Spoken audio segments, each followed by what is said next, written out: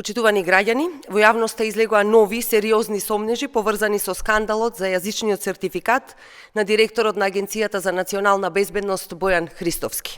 Последното истражување на БИРН од увид во документацијата открива нови сомнителни и скандалозни детали за валидноста на TOEFL сертификатот по кои мора да постапат институциите.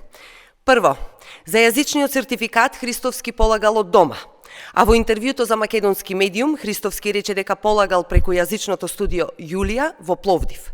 Дали Христовски излажал за да покрие скандал? Понатаму, трите дела од испитот, читање, слушање и пишување, Христовски ги полагал на ист датум, односно на 22 март 2022 година, а делот говорење го полагал 5 дена порано. Тоа почитување е спротивно на правилата на ЕТС, каде тестот трае околу 2 часа за сите 4 дела, а паузите се забранети. На самиот документ стои дека резултатите од сертификатот важат 2 години, значи март 2024 година. А Христовски беше именуван за директор во октомври 2024 година, што значи 7 месеци по истекот на важењето. Очигледно и приложениот сертификат од страна на Христовски е со помината важност. Овде, почитувани, има и еден клучен факт. Кодот на тест центарот, наведен во сертификатот на Христовски, не е од Пловдив, како што тврдеше тој, туку од Софија. Истиот тој центар нема никаква врска со студиото Јулија, на кој се повикува директорот на Агенцијата за национална безбедност.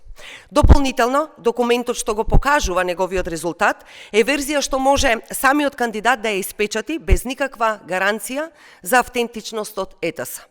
Сомнеш до сомнеш, нелогичност до нелогичност, лага до лага. Овој скандал, почитувани, не е само прашање на валидност на документ, ова е прашање на правда, прашање на груба партизација на институции кои штитат владини функционери од одговорност. Сега е јасно како ден дека обвинителството преку скопскиот обвинител Владимир Милошевски го штитеше Бојан Христовски за да се заташка скандалот. Селективноста ја руши довербата во институциите и потврдува дека се уште живее духот на тефтерчињата од времето на Груевски. Со ВМРО ДПМН е, почитувани, на власт, правдата е задушена, а тоа е недозволиво. СДСМ денеска јавно бара отварање на нова независна истрага за случајот Христовски. Јавното обвинителство за гонење организиран криминал и корупција да отвори предмет, бидејќи и по закон е надлежна. Обвинителството да побара од ЕТС единствената овластена институција да ги открие официјалните податоци за полагањето на Бојан Христовски.